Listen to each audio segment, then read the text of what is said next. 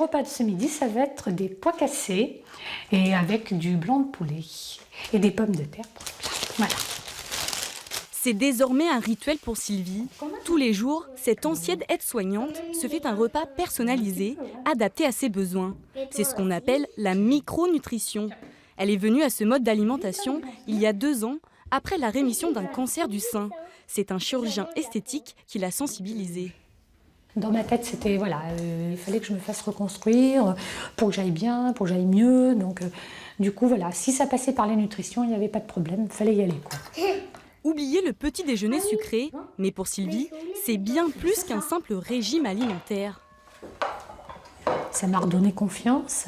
Et puis avec cette perte de poids qui a été liée à cette nouvelle façon de s'alimenter, c'est exceptionnel, c'est extraordinaire. Micronutriments, compléments alimentaires, probiotiques, peut-être en avez-vous déjà entendu parler dans les magazines ou dans les pharmacies. Mais pour cette spécialiste, la micronutrition, c'est plus qu'une mode, c'est une véritable science. Le marqueur puissant de l'inflammation est passé de 29 à 2.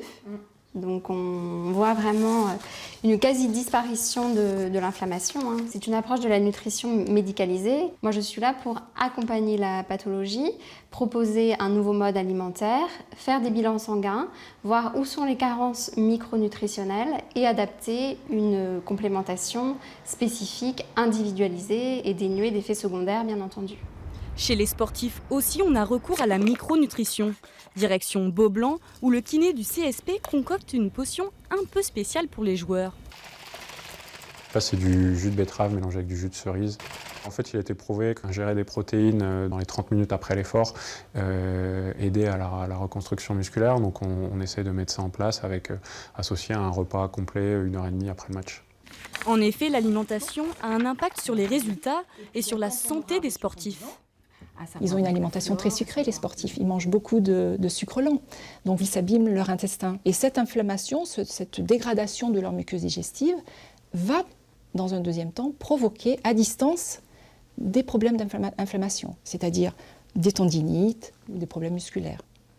Plus généralement, le recours à la micronutrition serait symptomatique de notre époque. Tous les gens font presque tous les mêmes maladies. Et qu'est-ce qu'on partage ? C'est notre environnement. Notre alimentation est toxique et notre alimentation, en même temps, est vide. Je donne des conseils alimentaires. C'est revenir à du bon sens. Est-ce que j'ai bien tout pour aller bien ? Voilà. Même si la micronutrition n'est toujours pas reconnue par l'OMS, cette alternative est aujourd'hui en plein essor.